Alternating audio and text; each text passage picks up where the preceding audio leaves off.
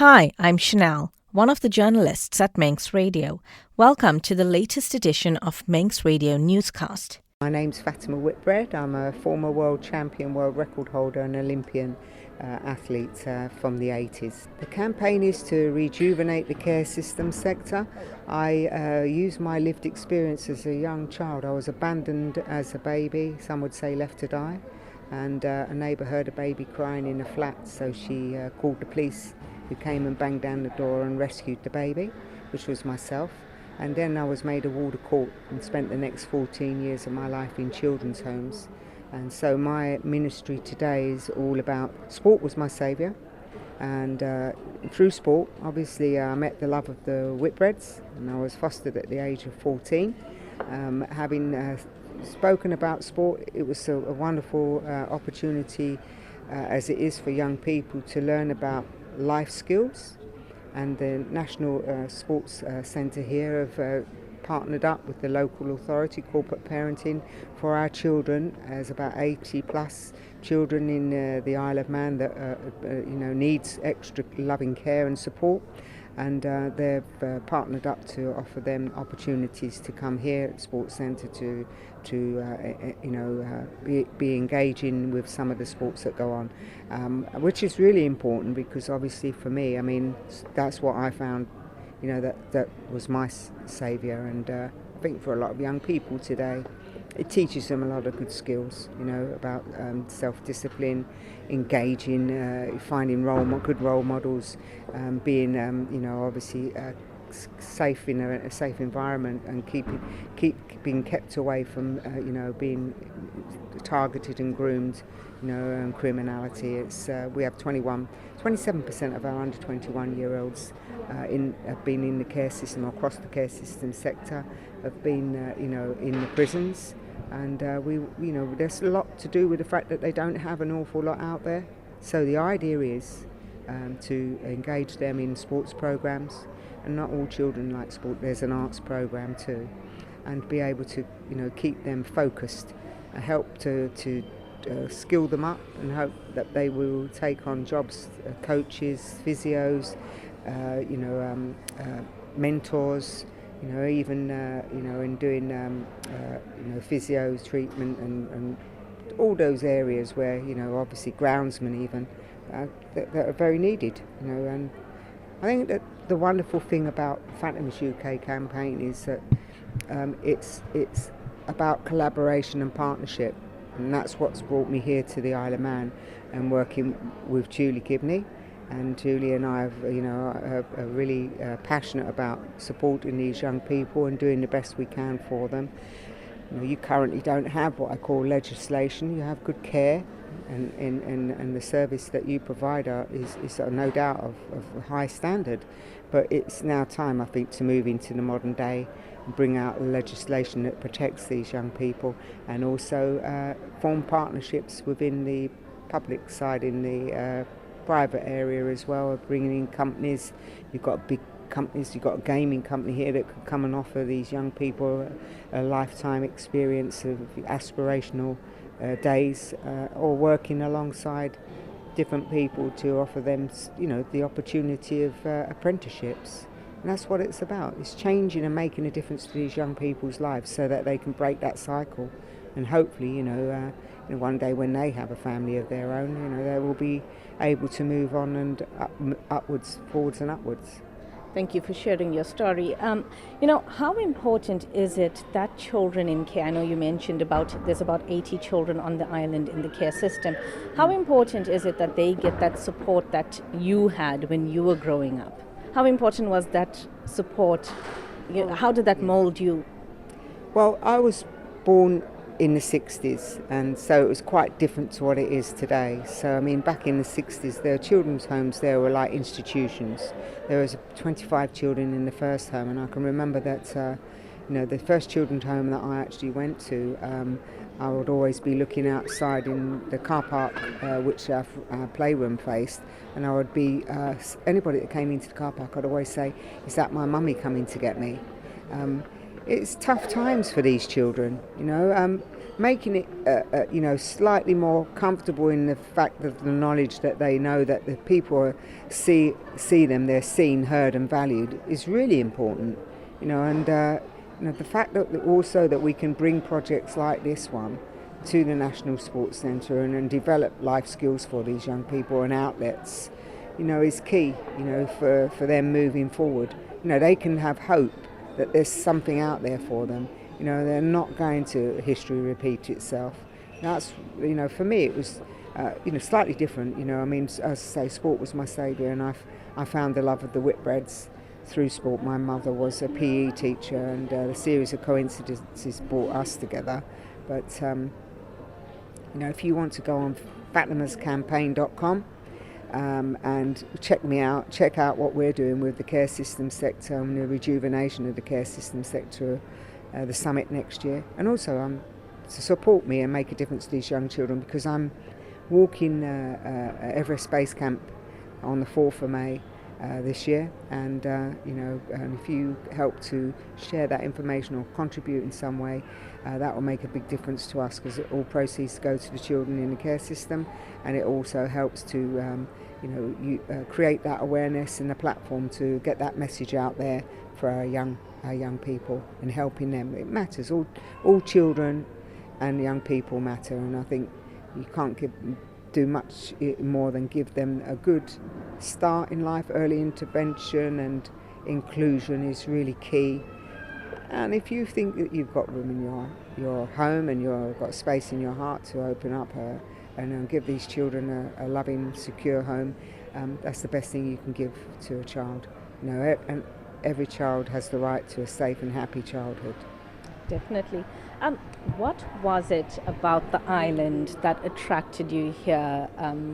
So I know you mentioned, why you brought it over, but what was it about the island that attracted you in terms of the care system?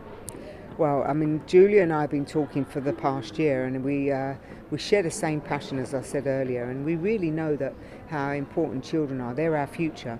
Let's face it, it's about collaboration and partnerships. There is no legislation currently here, which is key moving forward, and we don't want to see 80 plus children is very doable in trying to place them properly in programs, but nothing stays the same forever, and I think we need to think about the future, to be able to secure the possibility of, giving those young people life chances, changing their life chances and improving, their opportunities out there. And I think the only way you can do that is to have that legislation in place. Also, the government, local authorities, being, corporate parenting.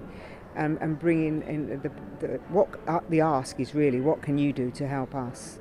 How can we best serve these children? Because currently I think we fail them when we haven't got that collaboration and partnership. We really need to work as a team and achieve that much more. And I think that National Sports Centre has shown that through their collaboration, it's given, open up an opportunity for our young people to thrive. We don't just want them to survive, we want them to thrive and do well. And the only way we can do that is by coming together and working in partnerships. And I understand you also want to see care leavers to have access to the NSC as well, free access to the NSC. Yes, that is the partnership they offer, the NSC. They give free partnership for entrance for our young children to come here to engage with other people and try different sports. It's all about self-growth, confidence, life skills, engaging and staying in a safe environment. And without these opportunities, we would lose a lot of our children, I think, off the wayside to criminality, because they get targeted very easily, and our young girls also get sexually abused because they're quite vulnerable. So we all have that moral and ethical responsibility to do what we can, and it's great to see that the National Sports Centre have stepped up. So kudos to them. I know you mentioned criminality. Last year there was a report that was released into the care system, and then they did mention, some kids said they'd like to see a little bit more support, and some kids did say, they are criminal elements. So how would something like this, taking the focus away from that criminality, from that, how will it help them, mold themselves the way you did and progress or look towards, getting further? All young people need hope. I mean, that's a key. They need to know that they're being seen, heard and valued. Without these opportunities, it's really hard for them to get a foot on the ladder. They come into the care system, or they're struggling with adversity, and they get locked in their own minds. It's very hard to get out that dark place, and without the collaboration of people like the NSC and also corporate parenting, which they'll need to take the moral, ethical responsibility to support these children. They can offer them jobs. They can give them life aspirational experiences. Without those, experiences, we find that these children fall off the edge of the cliff, and that's what we're trying to stop.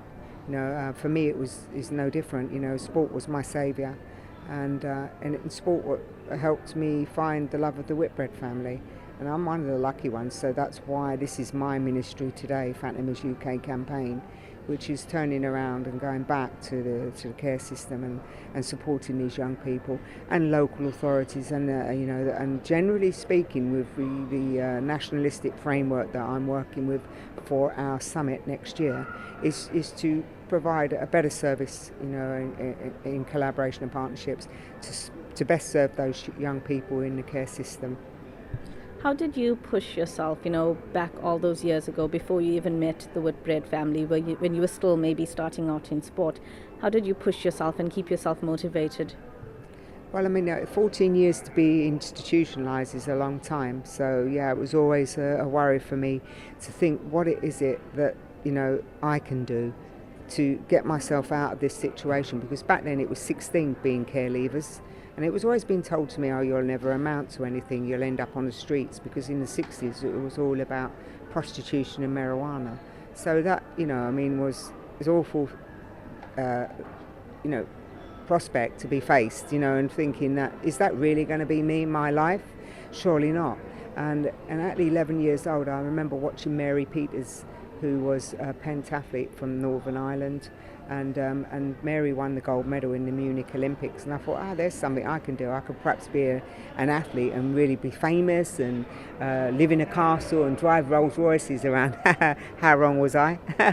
But nevertheless, it gave me hope. It inspired me to, that sport was something that I liked to do, and it was something that I could do to perhaps get myself out of the rut that I was in, and not knowing what the future holds for you. And there's nothing worse, I think, because these kids arrive in the care system, like myself, with a particular set of traumas and triggers, abandonment issues, neglect, sometimes physically and emotionally, sexually abused.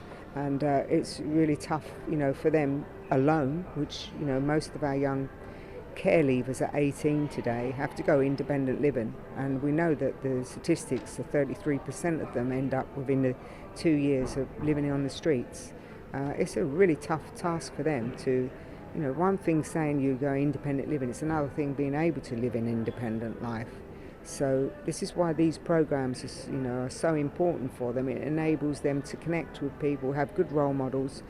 They don't have the bank of mum and dad or aunts and uncles, nans and granddads, but what they can do is build a good foundation for themselves where they can get the skills they need, have a good role model, that's somebody that will look out for them and support them and have got them, and being able to live independently, and move forward without falling off the cliff or off the radar even, because some of our kids do fall off the radar, and at 18 the government stops having any further involvement with them, and I think that's far too young, but here the government needs to take more responsibility, and legislation needs to be in place, and corporate parenting, I think that's a must, for survival really of the human race. I think my last question would be, I know you mentioned legislation and the importance of legislation. What would be your message to the Isle of Man government in terms of the legislation? I would say that I would implore you to do the best you can and be true to what all countries do. Where it is a global problem that we have with our young people and the care system and our most young and vulnerable children and young people in society today. You need to step up, take responsibility, to step forward, make sure you've got legislation in place, and also with the local authority to make sure they start stepping up and taking moral and ethical responsibility to do what's right by these young people. We're trying to build happier lives, better communities and a nicer, kinder society, and investing in our children from an early stage, and inclusion and having these things in place can only improve the society as a whole. They are the future. Right. Now, today you've been speaking about empowering families and a multi-agency approach. Tell me about that. Yeah, it's wonderful to be here actually. Obviously I'm here in my capacity as Fatima's UK campaign, and that's to help rejuvenate the care system sector and also the service that it provides for our young people in care and our care leavers, improving their life chances. And it's wonderful to be working with Manx Care on the Edge of Care initiative here, and to be able to speak amongst everybody and share that collaboration and partnership and hope that we can improve these children's chances. Right. Now, speaking about that, I know yesterday you spoke about legislation with me and the need to protect kids. What sort of legislation would you like to see in place? I think the most important thing is they come aboard with what the rest of our country has with children's legislation, which protects those children, coming into care. But also the local authorities taking on the responsibility of corporate parenting, because this is an area where they can help. They have a moral and ethical responsibility to do the best they can for these young people, because these children are our future. And these young people, they won't survive on their own. And if they're to have any chance of breaking that cycle, then they need to be protected. They need to have that partnership and collaboration with the local, the government and the local authority, and also the people. The awareness is so important for them, people out there, to understand that some of these young children, what is it we can do for them is that if they can open their heart and their homes, maybe to give a child a loving, secure home. Fostering is so important, and it's very rewarding at the same time.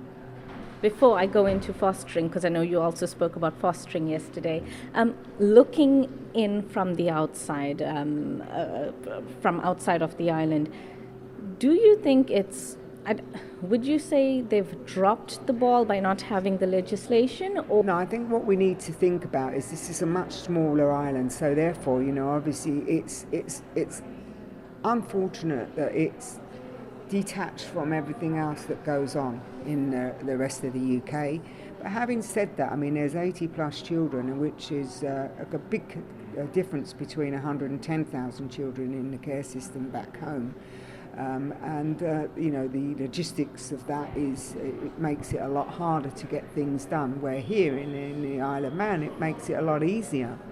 But in order for Manx Care and the Edge of Care initiative to be able to, and the police, the social services, the carers and the schools, to be able to work cohesively, it would make sense to have legislation in place, and it also makes sense for the local authority to be a part of that, and taking responsibility too for our young people in the community and also the people that live here. It's again, it's all part of that collaboration, that cohesiveness of bringing together, the island. And with that, you also spoke about fostering, or you've been speaking about fostering, and I know you're very passionate about fostering as well. Is there a need here? Do we need more fosters here? It's very important to think about our young children's opportunities of a secure, loving home. Some of them, will still be integrated back into their own families with the support of the Edge of Care initiative. But having said that, there's some of them, unfortunately, will find themselves in the care system and kind of lost in a way. So what we're trying to do is initiate foster care support, and people out there in the community that may have had a family of their own, they've fled the nest, and they've got room in their home and then they've got space in their heart to give that love and guidance to these young children. Why not think about it? It's a very rewarding job, and you know, every child deserves the right to a safe and happy childhood. And I think my last one is yesterday you put out a tweet where you said children in care on the Isle of Man are being failed and services need significant improvement. Could you elaborate on that? Well, in the care system, we see so many times that children get fouled by the care system sector, and I think they're desperately trying to address that, and I think they need the support as much as the children. And I think this is where legislation can help them. This is where the local authorities, if they step up and take on their responsibility, which they have, you know, we all have that moral and ethical responsibility to do what we can. And it is a partnership, it's a collaboration, and it's the only way forward really to improve our life outcomes for these children, and you know, and for one another to be able to support, you know, what we're doing. We're in it together, and I think the most important thing is that, you know, you achieve more by collaboration and partnerships. Anything else you want to add or say? I'd just like to say I've thoroughly enjoyed my stay here in the Isle of Man. I will be back again. I've written a book for about a young Fatima in the care system. It's called My Bright Shining Star. It's to help young people to understand these children in their schools, and also to help young families or anyone that's thinking about fostering to see what the flight in life of these children, what they go through, and how they can best help them. So I'll be back, and I'll be working with the book Waterstones, and hopefully be book signing nearer to Christmas. And it's all to raise the awareness for children, and the funds go to the children in the care system sector. So really good cause, one that's very close to my heart, and I hope you'll support me with Fatima's UK campaign with a summit next year in April 2025 at the Guildhall, and also my Everest Base Camp Challenge, which I'm doing on May the 4th to raise the awareness again for children in the care system and much needed funds. So if you'd like to go on fatimascampaign.com, put that in the toolbar, and it will bring up my website, and hopefully you can go on my Just Giving page and support these young children and make a difference to their lives. There we go. Right, can I start with your name and your title? Yes, my name is Julie Gibney, and I'm the Assistant Director for Children and Families here in the Isle of Man. Right, now some important discussions have been going on today. You've also got Fatima from across bringing her Fatima's UK campaign. Can you tell me about that? So Fatima's campaign is about reinvigorating, reviewing the healthcare system for children. This is because obviously there's a lot of children in care over in the UK, and things don't always work in the way that people would expect them to. So Fatima's challenge, I suppose, is to bring people together, to collaborate, have a shared sense of vision, a shared passion to change things and make things better. So on the back of that, Fatima and I started speaking probably about 12 months ago to ask her to come over here and support us, be the face of some of our campaigns, because obviously when you've got a platform and the lived experience that she has, she can provide something that we don't have here. She can give us that lived experience. She can tell us about the challenges and about how she overcame those challenges and became the champion that she is. So we were really interested in Fatima and I, with the same passion and the same vision for our children in care and care leavers, collaborating and bringing something together to try and make a difference. Perfect. Right. And then can you tell me about today? Today is all about empowering families and a multi-agency approach. Can you tell me about that? Yes. So today is our Edge of Care conference, empowering families to thrive together. And this is an initiative that I think we started talking about and trying to plan probably about 5 years ago. Unfortunately, we didn't have the appetite, we didn't have, I suppose, the staff to move forward with that then.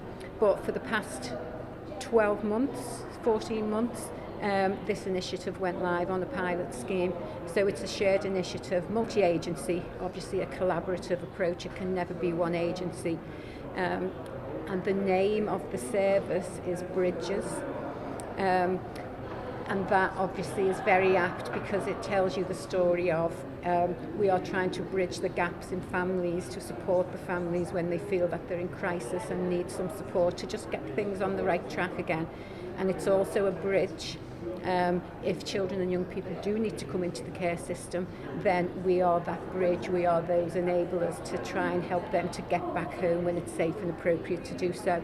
So it's a very, very exciting day. It has been a long time coming, but the appetite and the motivation from across all agencies, you can feel it in the room. It's really exciting to be at this point. Oh, perfect. Now, yesterday when I spoke to Fatima, she mentioned legislation. She did mention that you guys have been working together over the past 12 months. And she said, government needs to step up, it needs to come to the party, and you need legislation to protect children and young people. Can you tell me about that, the need for it and how it would benefit the island? I think in general terms, Fatima and I have been talking about legislation across the pond and here, because although there is leave and care legislation and care leavers legislation in the UK, it's not really fit for purpose, which is why Fatima is working with lots of different agencies and ministers to try and review that. Here on the island, we do have children and young persons legislation, but we don't have care leavers legislation. The government have come on board with that. And it is part of the legislative programme, and we're hoping to have that definitely in train and planning and progressing that next year, 2025.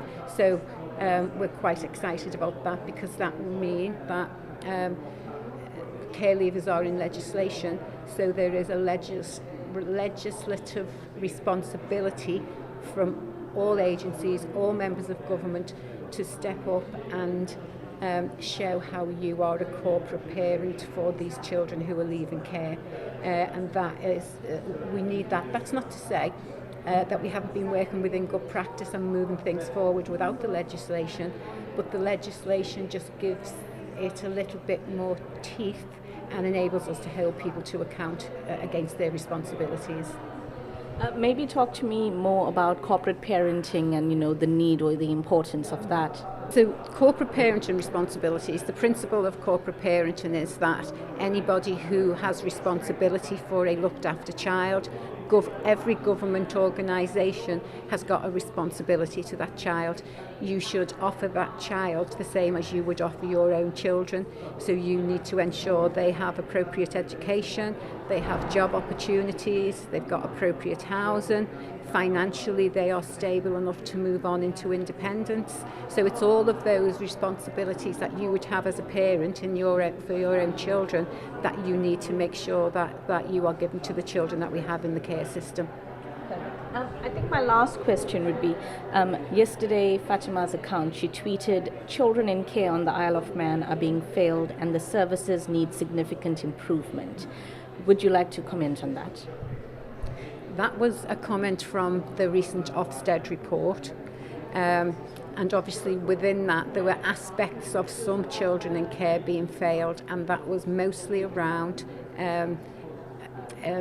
accommodation opportunities and the smooth transition from care to leaving care.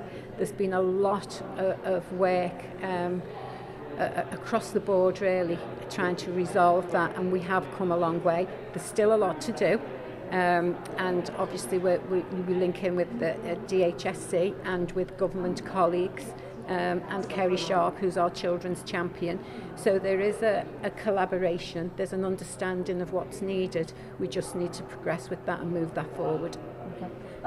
If I can, I know I said last question already. If I can mention, just because you mentioned Kerry Sharp, I know I spoke to her, during the Ofsted time. She said that 18 or 16 was too young for kids to be out on their own. And yesterday, Fatima also mentioned the age and it being too young for kids as well.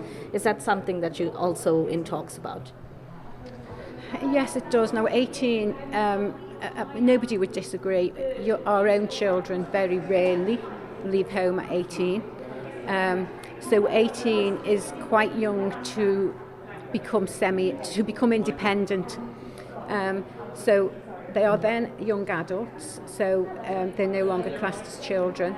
But within that, we can provide as much support as possible for those 18 to 25 years when, yes, you are independent of the care system, but you're not yet able to live independently. So what we're working on within Manx Care and with government colleagues is how can we improve that between the ages of 18 and 25? What do we need to do?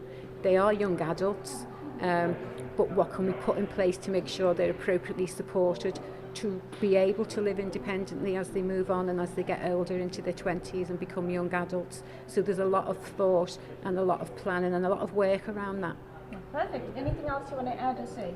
No, just to say it's been great having Fatima on the island.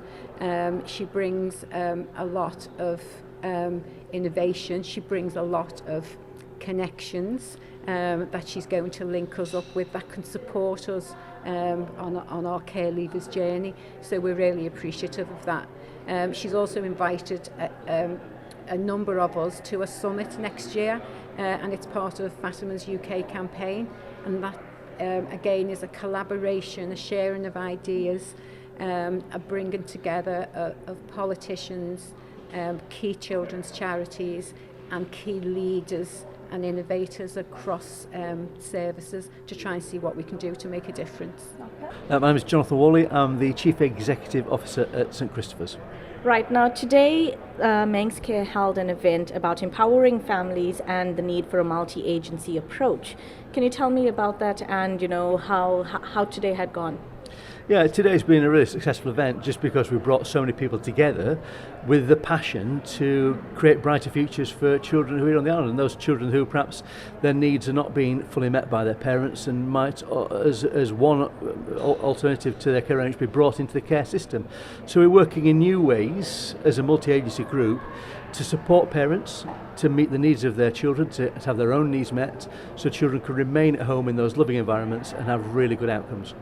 Perfect. And we also have Fatima Whitbread here, and she's lived in care, she's got the experience, and she also wants to, as she said yesterday, or put it to me yesterday, rejuvenate the care sector as well. Having someone like her here, being able to speak to her and get from her experiences, how is it for you as the care home director? Yeah, when you meet somebody with the energy and the passion and the commitment that Fatima has got, it's always inspiring. And when it's somebody that comes from that own lived personal experience of being brought up in the care system, that's been there, has done it, and knows it, better than somebody like me who manages those services, but I've never lived it.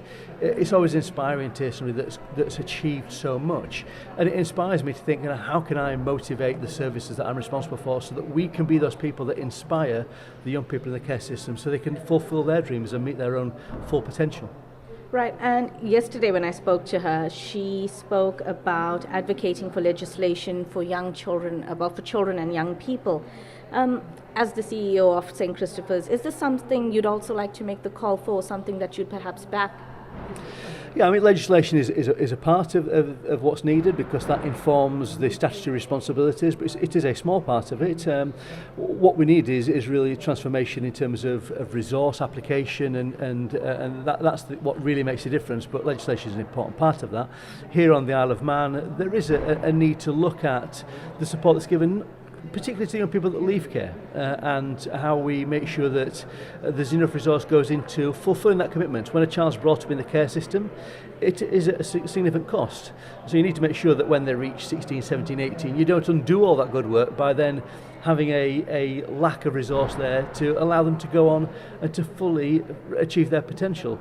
Most of us don't go on and achieve our potential, when we're 18, 19. It's much later.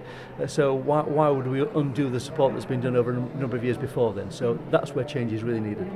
Right, I know Fatima said to me yesterday that 18 is too young, and I know last year when I spoke to the children's champion, Kerry Sharp, she also mentioned, I think it was 16 or 18, that is still too young, and you also mentioned that as being one of the challenges, is work being done to kind of look at further support until they're maybe at a more older age? Yeah, at St Christopher's we apply something called staying close. So all the young people that we work with, we commit ourselves to a lifelong relationship with them, so that when the care period comes to an end, we don't say goodbye and walk away, but we're there for them. And in the same way that I'm in my mid-50s, and occasionally I'll still ring my dad and say, Dad, I'm struggling with something, give me some advice. Where do our young people go to in their future years? So there's no cut-off for that. We don't see there's an end date to that. But there is a need, I think, to look at how resource is applied, and we'd certainly support that, to look at particularly around the accommodation needs, which is a finite resource on the island, and how that's affordable and it's appropriate and it's safe for young people is a key issue, not just on the Isle of Man but across the UK as well, where we run other services. So it's not something that's unique here, but there is certainly perhaps a different set of priorities, given that it's an island with smaller kind of finite resources. What would you like to see? Well, I would love to see there being that commitment to recognising that young people in care are not part of the problem, and often sometimes we recognise, it's felt as though young people that are in care are the troubled children. But the stats are there. They say that the reasons for young people coming into care is quite often it's not their needs that are not being met, it's the parents' needs. And we shouldn't be demonising children in care, but we should look at how we support them, how we give them brighter futures, how we commit to them, and how we see them as valuable contributing members of society. Perfect. There was a tweet that Fatima tweeted yesterday, and Julie did say that it was actually a quote from the Ofsted report. So she tweeted that children in care on the Isle of Man are being failed and the services needed significant improvement. But when I spoke to Julie said that's one of the quotes that was in the Ofsted report. Now, we know the Ofsted report, we know the findings of it last year. How's work going to improve some of those recommendations? Yeah, it's always easy to focus on those negative points. There are many comments of praise that came out of the Ofsted, so we shouldn't forget that. And there's some great innovative work being done here that the rest of the UK and other places should take a look at and interest in, because there's examples of excellence here. Yes, there's need for improvement. There always is. Work is being done to deliver that. Some of that is to do with recruitment and training and of staff to deliver those services, which we've worked hard to do. We'll resolve those issues, and working collectively, importantly, as a part of a multi-agency team, recognising that the work that's done to support children in care is not the responsibility of one individual, but it's a whole island's responsibility, and so the work that's been done here is of the highest standard. Anything else you want to add or say? No, just that, as I said, if there's people watching this or listening to this from off the island, they should take an interest in what's been done here, because, as I said, there's a lot to be praised about the innovation, about the high standards, and the great outcomes that are achieved for children here on the Isle of Man. Thank you for making it to the end of the Little Manx Radio newscast. You are obviously someone with exquisite taste. May I politely suggest you might want to subscribe to this and a wide range of Manx Radio podcasts at your favourite podcast provider, so our best bits will magically appear on your smartphone. Thank you.